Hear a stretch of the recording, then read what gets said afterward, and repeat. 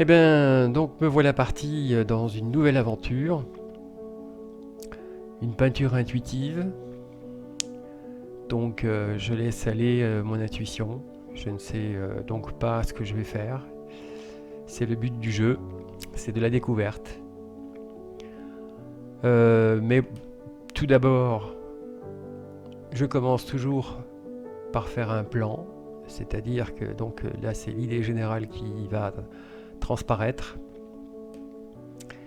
Tout en sachant que je vais préparer la toile, c'est-à-dire que je vais la saturer d'essence de térébenthine de manière à ce que, comme d'habitude, ça imprègne bien le support. C'est très important puisque si on veut qu'une toile dure plusieurs années, peut-être un siècle, voire au-delà, dans de bonnes conditions, il faut que cette peinture s'imprègne profondément. Et puis, deuxième chose, c'est que quand on repeint une deuxième fois par-dessus, je peins cette fois pratiquement sans médium, voire pas du tout, de manière à ce que la peinture soit belle, elle ne pénètre plus en fait dans la toile et ça donne vraiment un très très bon résultat.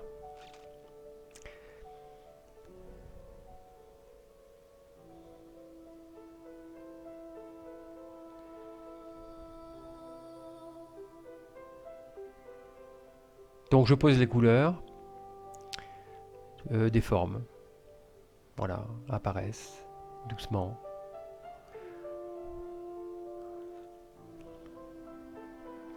D'ailleurs, ce que je vous conseille en fait, c'est de prendre souvent du recul. Ça permet en fait de mieux saisir ce qu'on est en train de faire. Comme il n'y a pas de sujet précis, ça peut être donc de l'abstrait, comme ça peut être une forme figurative. Mais si c'est du figuratif, il faut prendre un petit peu de recul et regarder les choses. Là, pour le moment, en fait, je pose simplement des couleurs et je voulais un petit peu des tons chauds. Donc les rouges sont arrivés là, il y aura des jaunes plus tard.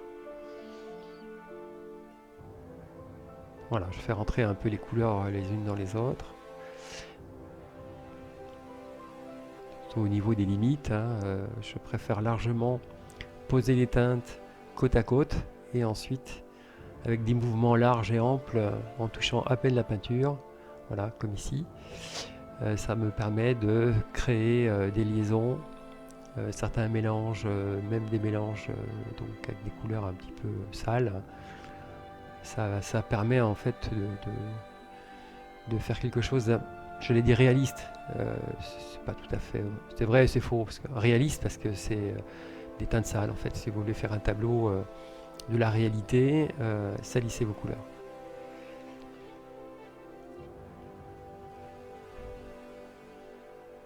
Mais les teintes sales aussi, ce sont des teintes intermédiaires. Quand on passe d'une teinte à une autre, c'est excellent de mélanger les teintes légèrement. Et ça permet de passer d'une couleur à l'autre. Voilà, ça aussi, c'est important.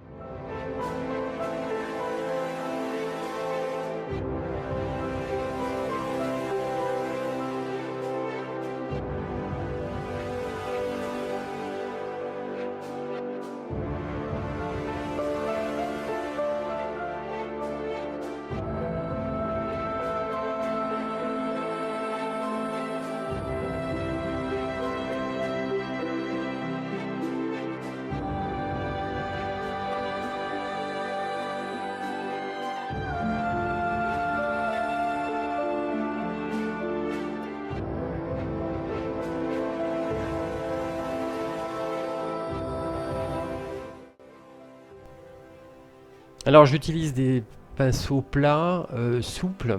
Ça me permet à la fois de faire de grands aplats quand j'en ai besoin.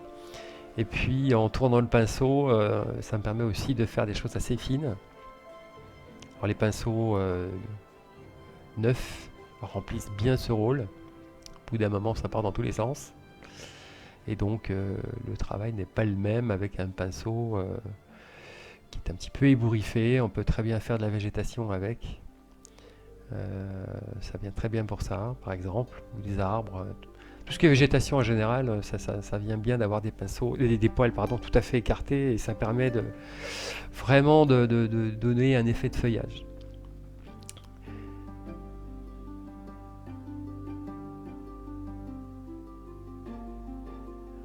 Voilà, encore une fois, l'objectif principal, c'est de nourrir la toile. Donc c'est pas la peine de trop détailler, de trop chercher, et dans les teintes, et dans les formes. C'est pas le moment. On est dans la base du tableau, ce sont les fondations. Hein. Quand on commence une maison, on commence par creuser avant de faire tout le reste. C'est exactement pareil. Hein. C'est vraiment important. Donc là, l'idée à ce moment-là, c'est encore une fois, c'est de poser les teintes, voir un peu ce qui vient, et c'est faire connaissance en fait avec le thème, hein, puisqu'il n'est pas connu.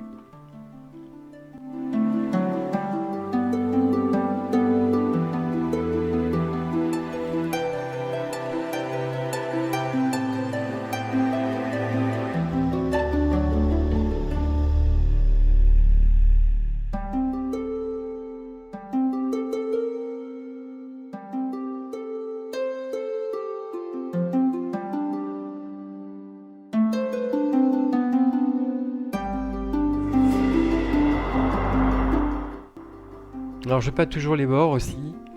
Je trouve que ça fait un tableau un petit peu plus fini. J'ai pas toujours fait ça. Faut dire aussi que quand les bords sont peints, quand on déplace la toile, ben on s'en met partout. On peut en mettre aussi par terre si des fois on la pose au sol. Il faut mettre des journaux. Enfin, c'est un petit peu plus compliqué.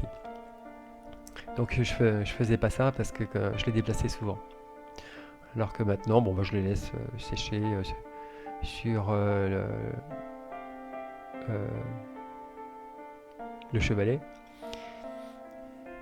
Comme c'est un chevalet double, en fait, je peux le tourner et puis j'ai une autre partie derrière où je peux continuer une autre toile.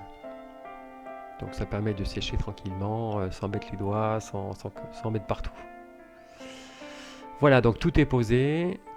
Les teintes sont un peu délavées, c'est normal. Hein, l'objectif est vraiment que la toile s'imprègne. Voilà, alors donc cette fois, pas de mélange, pas d'essence de térébenthine.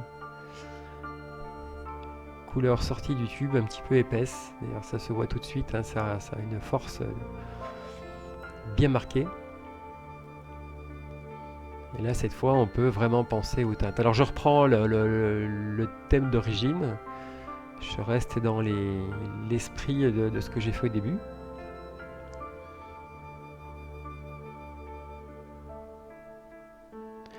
Alors, encore une fois, je commence toujours par les couleurs foncées, que j'éclaircis petit à petit, afin de contrôler la luminosité, la puissance des couleurs. Le piège, c'est de trop en faire, hein, de plus laisser de couleurs sombres. Il faut rappeler quand même que tout est équilibre, hein, il faut absolument des contrastes. Une qualité de toile, c'est... enfin, il y a plusieurs éléments, dont les contrastes. Alors après, évidemment, ça dépend les thèmes choisis. Si vous voulez des choses assez douces, à ce moment-là, pas trop de contraste. Donc c'est pas une règle absolue, tout dépend en fait du thème que vous choisissez.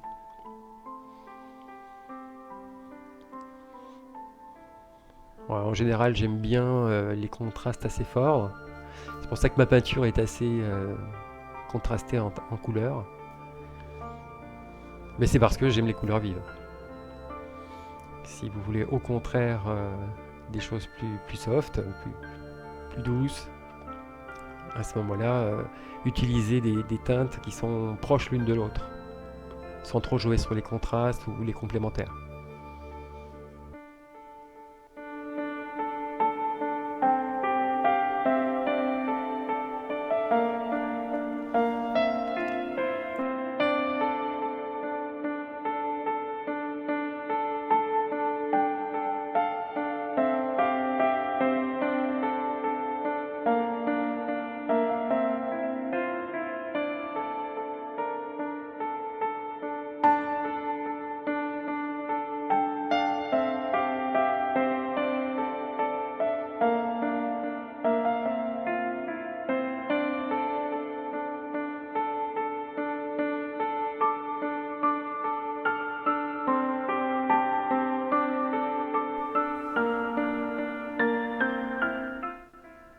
Alors cette tête de dragon commence un petit peu à se profiler, même si à ce moment-là je ne sais pas du tout que je vais faire ça. Je ne l'ai pas encore vu. Et pour être honnête, c'est pas moi qui l'ai vu. J'ai un jeune élève qui est venu et qui m'a dit «Oh, une tête de dragon». Non, il a dit «Oh, un dragon». Je dis «Ah bon, tu vois un dragon?» Il dit «Bah oui», comme si c'était une évidence absolue. Et donc je l'ai vu après. Et une fois que je l'ai vu, j'ai plus pu de voir autre chose.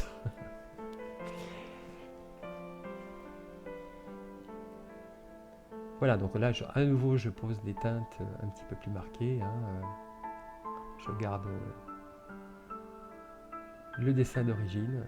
Et vous voyez, de suite, ça prend vraiment beaucoup de valeur.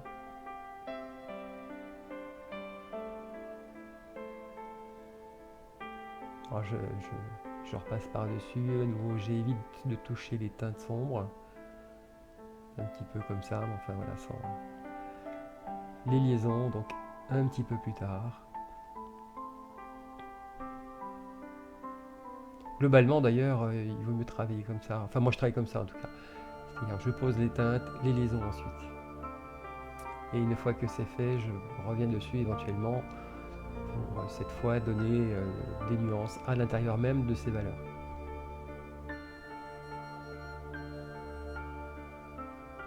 Voilà, puisqu'on tout à l'heure j'avais parlé de maison, là cette fois je commence à monter les murs. Les fondations donc sont faites. Voilà, histoire d'imager un petit peu l'ordre dans lequel on fait les choses.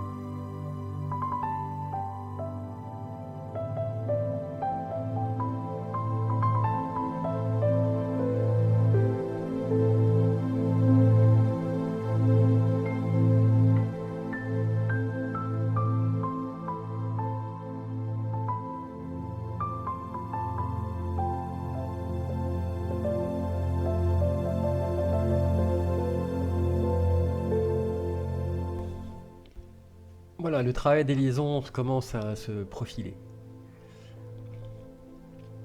L'objectif, c'est de faire des choses un petit peu floues, qu'elles se lient évidemment les unes aux autres.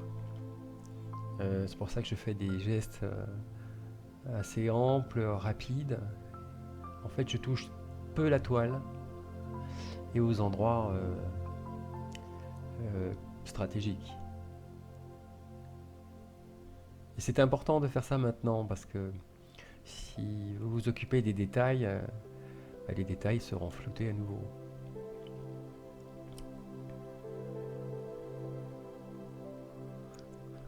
Et là, on voit bien les demi-teintes que ça crée. Les rouges sont moins rouges, les bleus sont moins bleus, ça se mélange et en fait ça s'harmonise un petit peu. Même si on a un petit peu peur de mélanger ces teintes-là, parce qu'on se dit oui mais alors ça va pas être beau. Alors il vaut mieux revenir après avec des couleurs fraîches, de manière à préciser et détailler. Mais à ce niveau-là, enfin à ce moment-là, on n'en est pas là. On en est au mur, hein, on n'est pas à la toiture.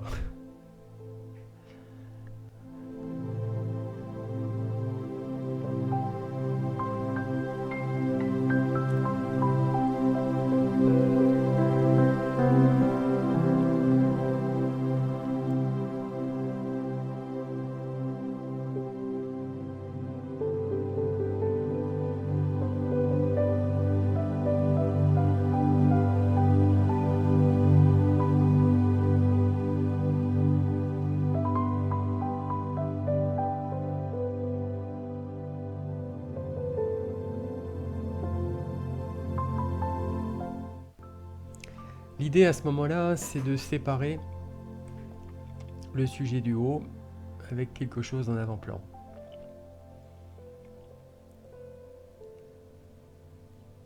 Alors en général, quand on fait une toile figurative, on a 3 niveaux, c'est-à-dire on a un arrière-plan, un centre et un avant-plan. Ça aide à faire des profondeurs de champ. Et bien que là ici, je ne sais pas encore ce qui va sortir, l'idée des 3 éléments est plus ou moins présente, même si c'est pas une règle absolue, justement, bon là pour le coup c'est pas vraiment de l'abstrait, mais même quand je fais de l'abstrait, j'essaie en fait de donner un petit peu de profondeur. Et cette profondeur, je l'obtiens aussi par ces 3 éléments. Un arrière-plan qui est plutôt lointain, un centre, quelque chose qui se rapproche, et puis un avant-plan qui est devant. À nouveau, je pars sur des teintes foncées. Je ne sais pas encore ce que je vais faire, mais j'ai besoin de ces teintes foncées.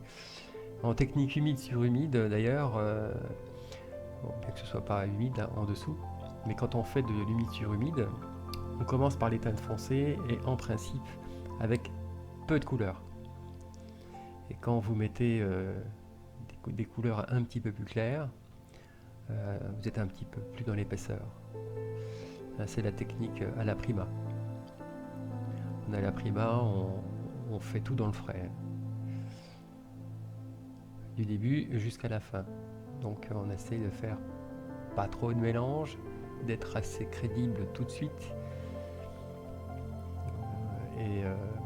Donc c'est pour ça là que je pose mes teintes foncées. Alors doucement, je viens éclairer un petit peu plus. J'y vais vraiment graduellement. Si j'y vais trop fort, ça va être difficile de récupérer. Donc je préfère venir doucement, voir ce que ça donne, recommencer s'il faut éclaircir. Mais j'augmente doucement les teintes de la luminosité. Voilà, je profite aussi de ce qui me reste sur le pinceau pour poser par-ci par-là des couleurs, ça donne des nuances aussi. Je profite de ça aussi.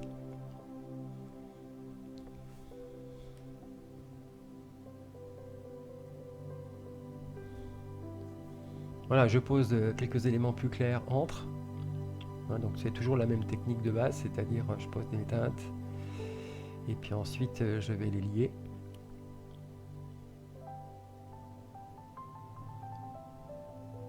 Pour cette toile, je voulais quelque chose de coloré, ton chaud. Donc voilà, les jaunes, les rouges, les orangés, quelques contrastes un peu forts qui va permettre de dessiner quelque chose. Donc là, quelque chose, c'est devenu un dragon par la suite. Là, encore une fois, à ce moment-là, je ne sais pas du tout ce que je fais. C'est très reposant aussi, hein, quand vous faites ce genre de tableau. c'est pas une prise de tête, on n'a pas à réfléchir trop avec ça, ça vient tout seul. Ça, c'est très intéressant de faire des peintures intuitives parce que c'est quelque chose que vous avez en vous et vous ne le savez pas. Voilà, là, les liaisons. Alors, impératif d'avoir un pinceau souple. Ça ne fonctionne pas avec du poil de porc. Prenez du poil de martre, par exemple, ou il y a des poils synthétiques aussi. Ça marche très très bien. Des fois, ça s'achète dans des magasins, pas forcément d'art. Hein. Pour faire les fondus, c'est vraiment important.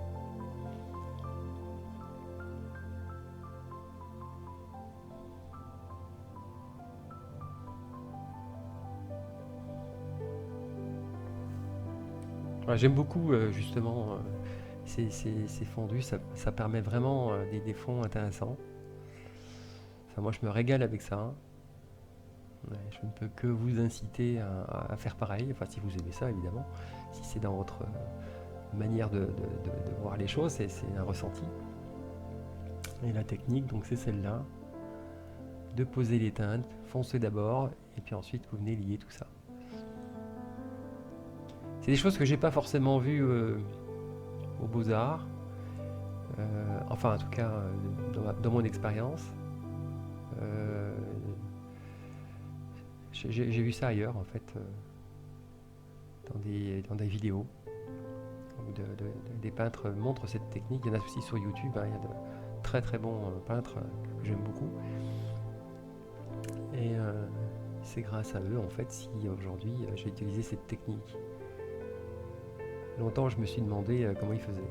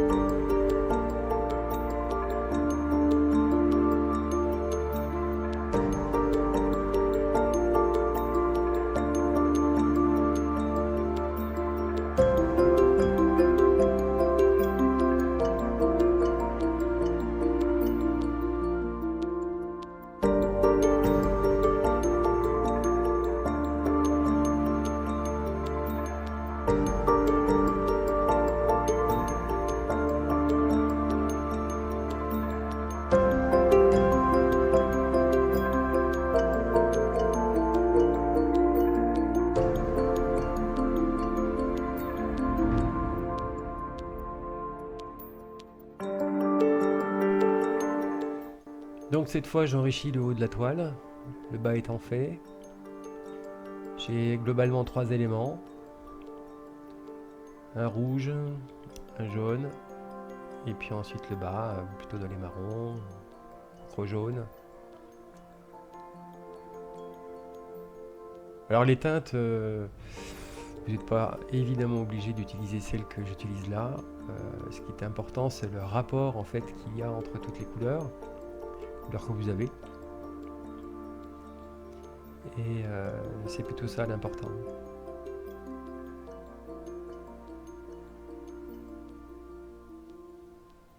Le rapport contraste aussi, évidemment, est très important.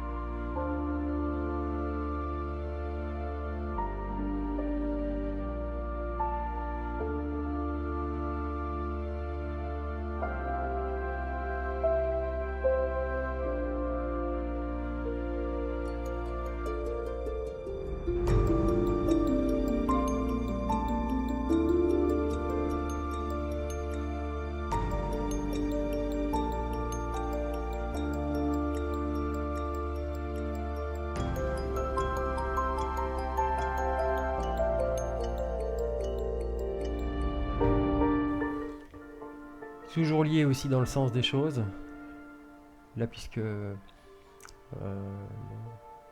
bon, maintenant on sait que c'est une bouche ouverte et qu'à la limite on peut faire sortir du feu de ce dragon, mais même ne le sachant pas, je suis resté à peindre dans le sens des choses.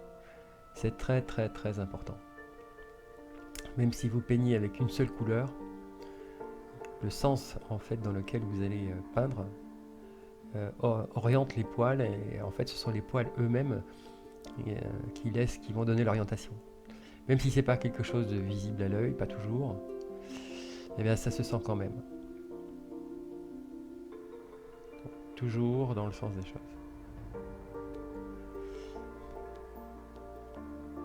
Et là, les oranges et les jaunes verts, en fait, bon, ça fonctionne, mais il y a très très peu d'orange.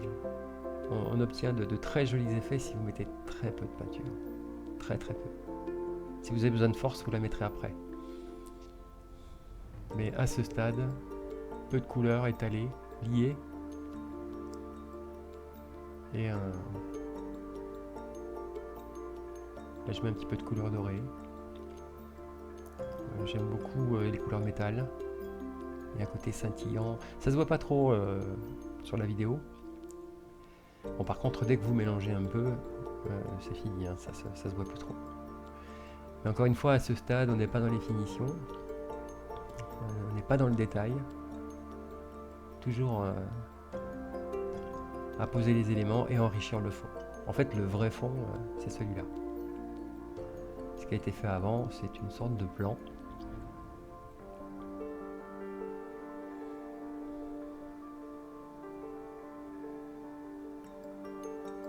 Finalement, le côté rouge que j'avais mis sur le côté redevient plus clair. En cherchant la liaison, ça m'a éclairci cet endroit, donc pas de problème. Je suis le mouvement. Les choses se font un peu d'elles-mêmes.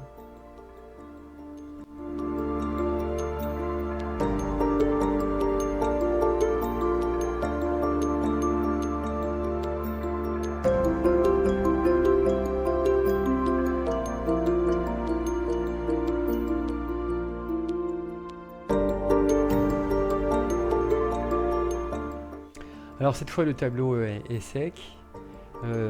J'ai besoin en fait de deux choses, c'est de retrouver mes teintes initiales, parce que la peinture en séchant ternit, et surtout les sombres, les couleurs sombres.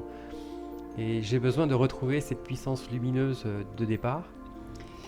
Et ensuite j'ai besoin aussi de repartir sur une technique humide sur humide. Alors je mets donc du médium gel sur toute la surface de la toile, parce que donc j'ai besoin de retrouver ces teintes, et en même temps je vais cette fois poser des couleurs translucides, et je vais mettre donc des glacis. et pour enrichir encore et peut-être détailler certaines choses.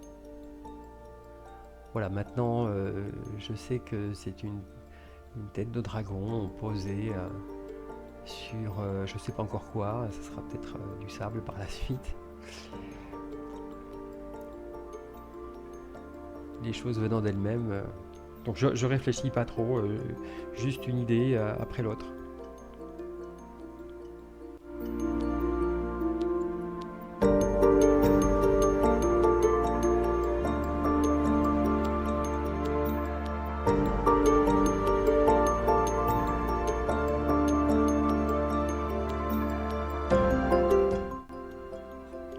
Alors maintenant, c'est parti pour un travail de réglage. Je sais que c'est un dragon, donc je vais mettre un petit peu plus de rouge à ces endroits-là, de manière à réaliser un petit peu les choses qui se profilent doucement dans ma tête. Donc l'idée, c'est de mettre un petit peu plus de rouge. Le rouge que j'avais posé au départ, finalement, ça a besoin d'être travaillé. Et grâce au médium, en fait, vous obtenez des jolis dégradés que vous n'obtiendrez pas si vous ne mettez pas ce médium gel au départ.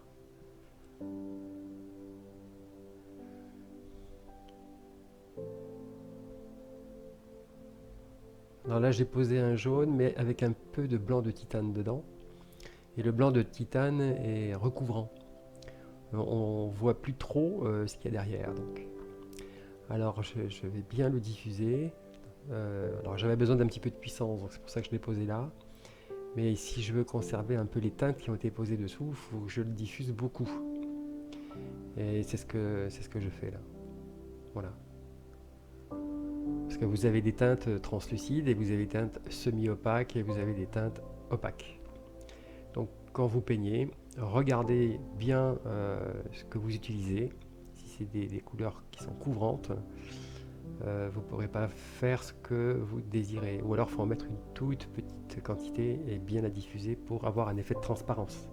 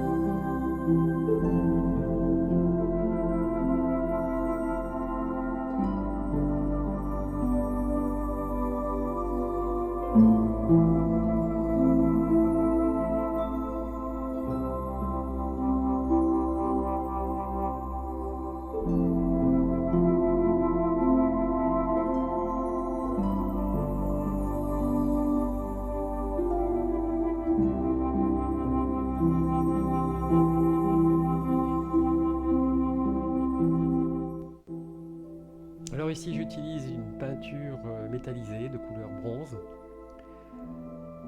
L'idée de départ est la même, que ce soit de la peinture normale ou de la peinture métallique.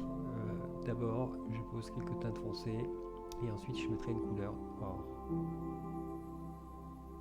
Voilà, j'aime beaucoup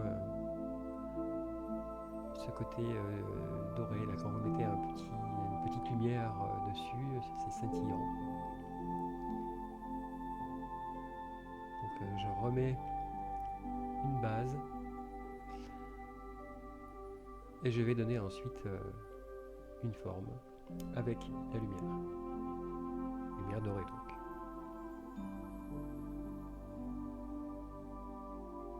Là je décide de prendre le couteau pour avoir un petit peu plus de force. Le travail du couteau permet bien de donner ça. Je pose là aussi les teintes. Je travaille pas trop. Je m'occupe seulement des masses sombres. C'est là que je me dis que je vais utiliser ces teintes-là pour donner l'impression que c'est du sable, mi-sable, mi-rocher. Je cherche pas à faire quelque chose de réel. Je cherche plutôt une harmonie dans l'ensemble des choses.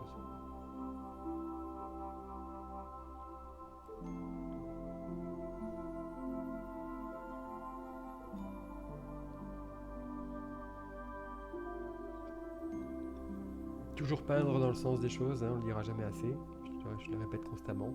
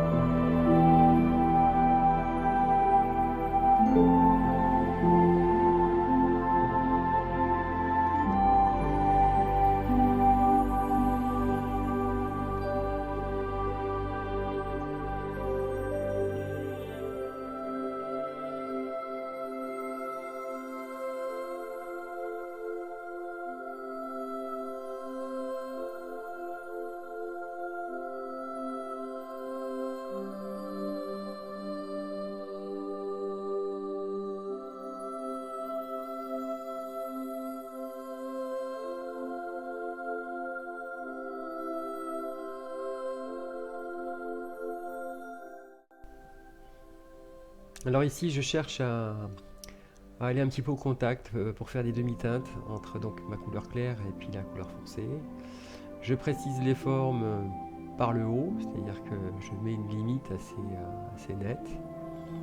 Et ensuite un dégradé vers le sombre en descendant pour donner du volume. En même temps, ce couteau permet aussi de faire des choses assez douces, des mélanges un peu fondus. Il est très pratique pour ça. C'est pour ça que je l'utilise très souvent. Oui, là, on se rend bien compte. Le dernier mouvement que j'ai donné.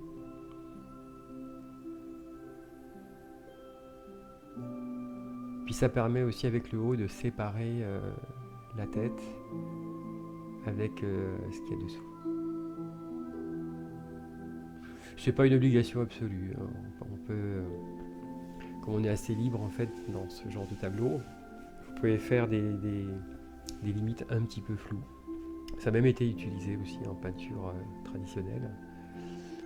Certaines natures mortes ou la table par exemple où vous aviez des fruits et le fond se mélange. Même si dans la réalité, je veux dire, ça ne se mélange pas, mais visuellement, s'il y a peu de lumière, ça peut donner l'impression que c'est une seule et même chose.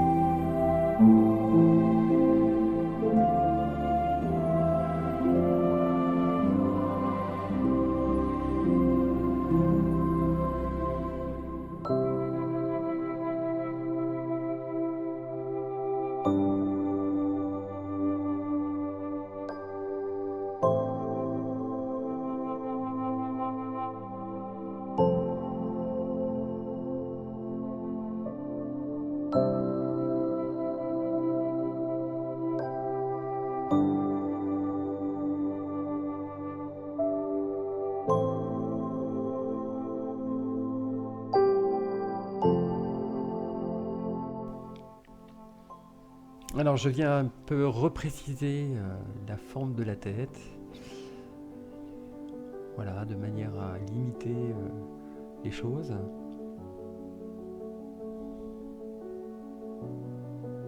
Voilà.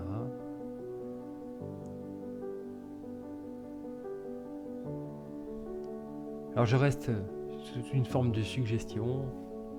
Je ne cherche pas à faire quelque chose d'extrêmement précis. C'est pas l'objectif de base. Laisser une part d'imagination.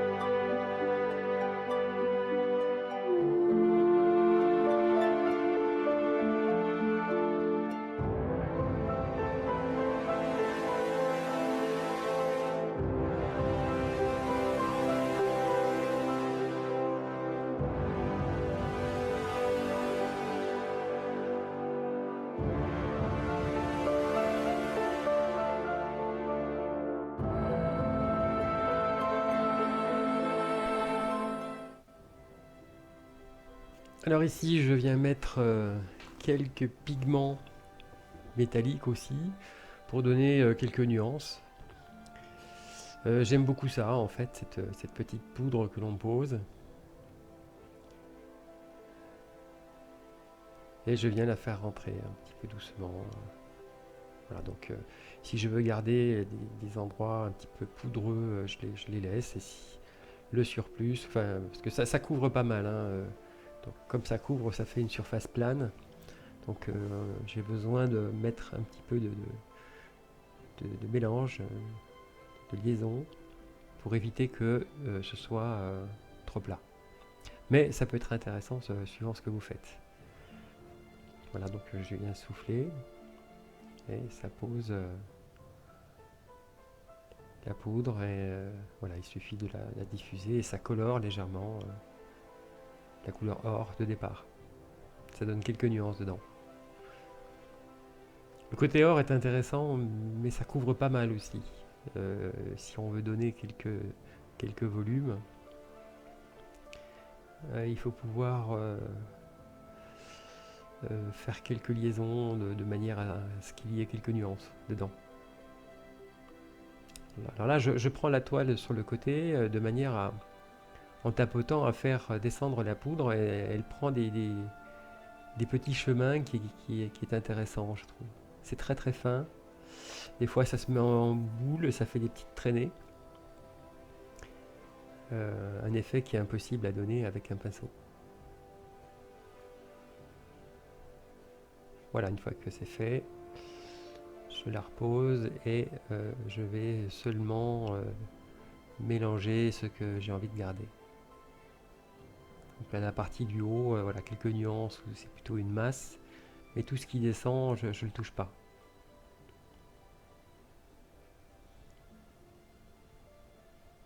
Voilà, reste à faire pareil aux autres endroits.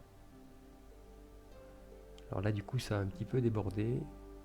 J'ai d'abord tenté en fait de l'enlever, mais ça s'est étalé. Donc j'ai remonté le tout avec un petit peu de couleur or, de manière à repréciser ma limite, cette fois un petit peu plus haut. Voilà, d'abord j'ai tenté de l'enlever, mais ça s'enlève pas bien. Il y a les heureux accidents, et puis il y a les accidents tout court. Les heureux accidents, c'est que vous n'avez pas fait exprès, et puis finalement ça rend très très bien. Et il y a les accidents purs et simples, et à ce moment-là, il faut s'arranger avec.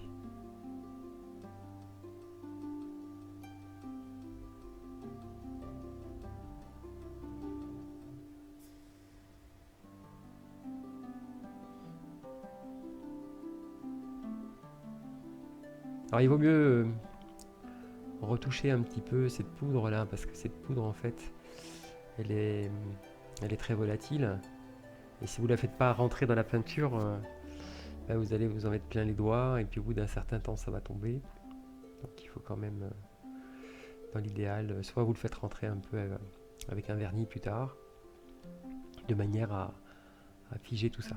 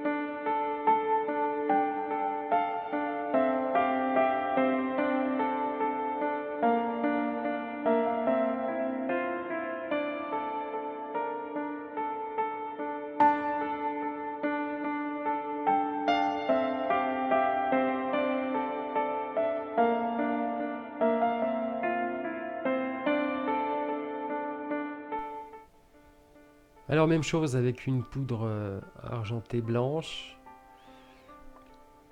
pour donner aussi quelques éclats un peu plus lumineux. Voilà, j'ai donné un petit coup sec là sur le rebord du chevalet pour faire tomber l'excédent. Le travail est le même. C'est simplement pour donner un petit peu plus de lumière, un peu plus de nuance. Là, je le fais rentrer au pinceau. Je voulais pas trop déranger ce qui a été posé. Donc j'y vais avec un pinceau, les poils sont un petit peu larges. C'est pas un pinceau souple, c'est un poil de porc cette fois. J'ai besoin de la rigidité des poils, pour faire rentrer les éléments. Et il se termine pas en pointe non plus, là on voit pas trop, mais ça se termine pas en pointe parce que sinon ça me fait des blocs, des points, et c'est pas ce que je veux quelque chose qui soit plus harmonieux.